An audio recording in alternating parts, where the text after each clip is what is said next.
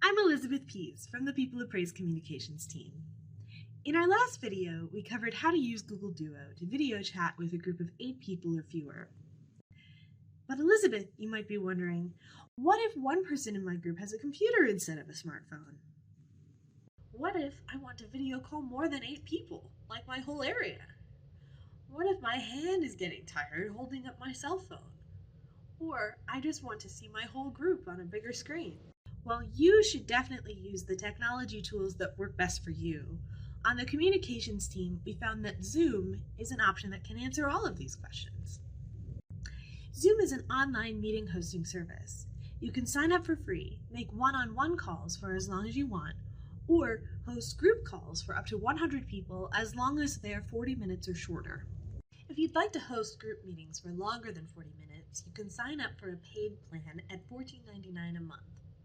Only one person in the group who hosts the meeting needs to pay for a plan, though. Everyone else can join the host meeting for free. Because Zoom tends to have good video and audio quality and is pretty easy to use, we think that if you can afford it, it's totally worth paying for. It can be useful for large group fun. For instance, I could invite everyone in my area who wants to join the call to an evening movie discussion. In order to sign up for a Zoom account on a computer, first go to the zoom.us website in a browser window. Here, click any of the sign up buttons to get to this screen, where you're asked to provide an email address or a Google or Facebook sign-on. Enter your information and click Sign Up. Zoom will then send an email to the email address you gave it to verify your identity. Go to your email account and find the email from Zoom. In the email, there will be a blue button that says Add Account. This will take you back to the Zoom website, where you should enter your name and create a password. This is where you can find the privacy policy and terms of service if you'd like to read those, too. When you're creating a password, follow the requirements in the red text below the password field. They'll turn green when your password meets all of the requirements. Then enter your new password a second time in the Confirm Password field. I'd like to use Zoom today to talk to some of my communications teammates, and we have a lot to talk about. It's definitely going to take more than 40 minutes. So I'm going to sign up for a paid account so that I can host the meeting. Remember, only one member of your group needs to sign up for a paid plan in order to host.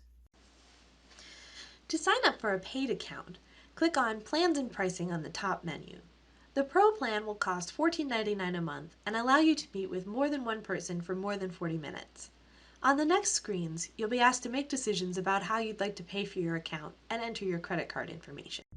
Even though you're my People of Praise family, I don't want to share my credit card with you. It's my credit card. Let's skip the screen capture for this part.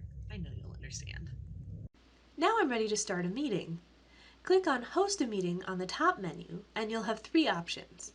With video off, which would be a voice meeting, with video on for video chat and screen share only. I want to be able to see the communications team, so I'll click with video on. At this point, Zoom will automatically start a software download so that you can run Zoom directly as an app on your computer. Click on the downloaded file to open and run the app. If you're in the Chrome browser, the download will appear in the bottom left of your window. The app will create and open a meeting right away.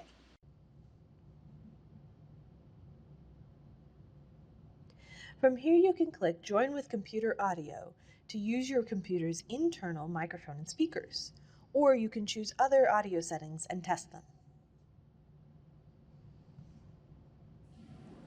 Get ready to see your face again. This meeting isn't very useful yet because I'm the only one here. To invite other people to join me, I'm going to click the Invite button at the bottom of the screen. From here, I can choose how I'd like to invite people to my meeting. Clicking the email options will cause Zoom to set up an email for me to send to my friends with a link to the meeting and instructions for joining. If that doesn't work, I could also use the Copy Invitation button to copy all of the text that would appear in the email, or the Copy URL button to copy only the link to the meeting without the instructions. Instructions are helpful though. Let's send instructions to people. I'm going to click the Gmail button to have Zoom set up an email for me. From here, I can edit the email and add the people I want to send it to. Let's invite Elizabeth Grams and Catherine Bolger. I'll just add a little message to them and hit send.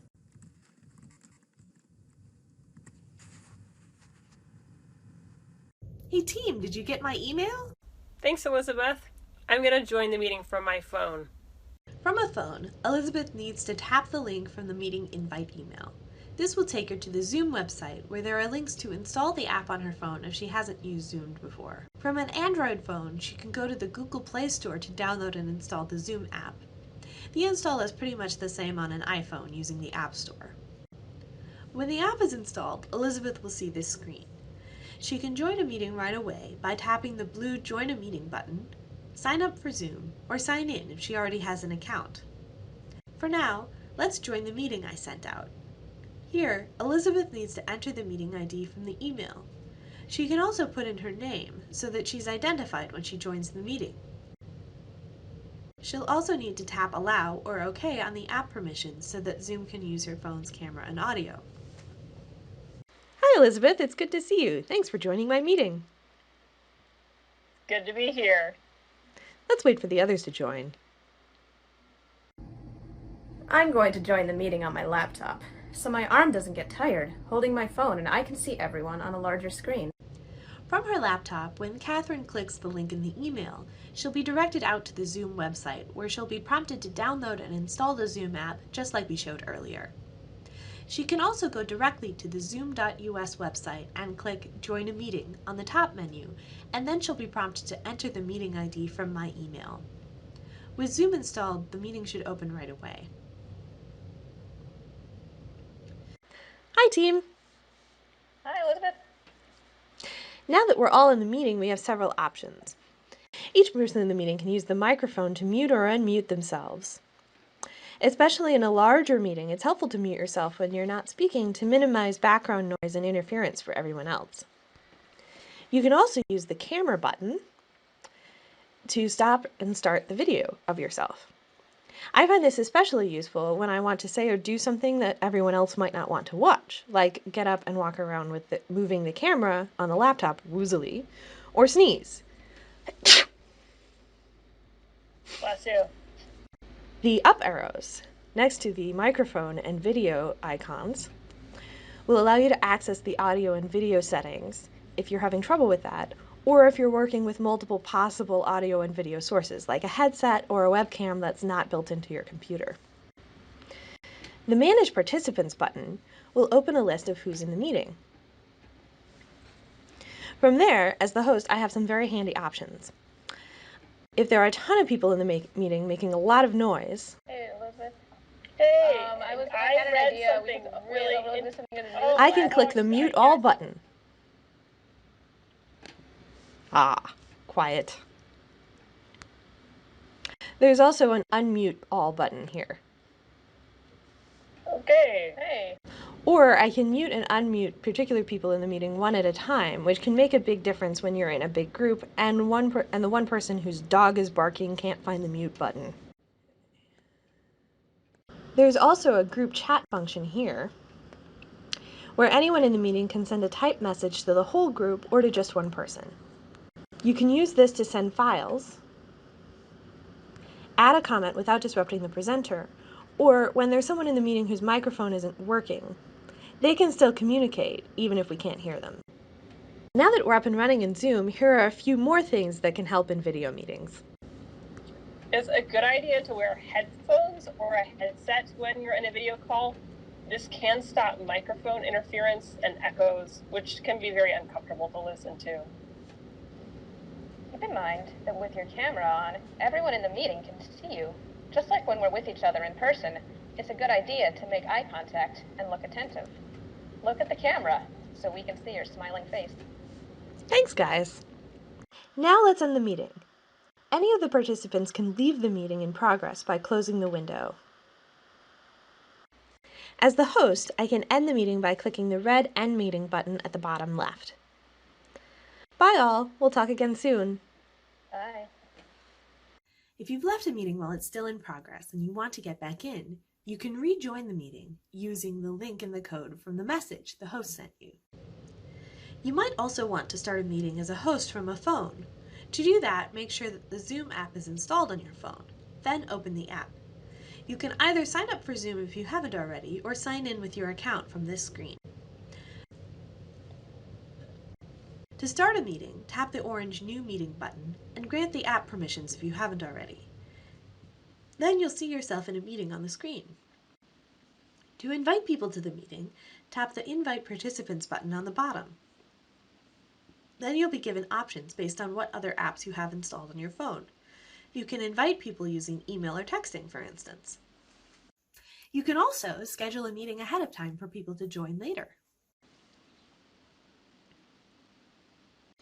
To schedule a meeting, go to the Zoom website and click Schedule a Meeting on the top menu.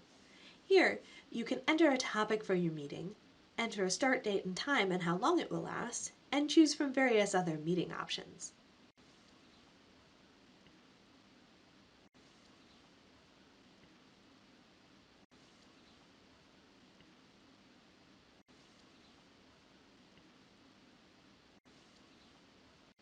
After you click the blue Save button at the bottom of the screen, you'll be able to copy the invitation to send to your friends at this link, or start the meeting from this blue button.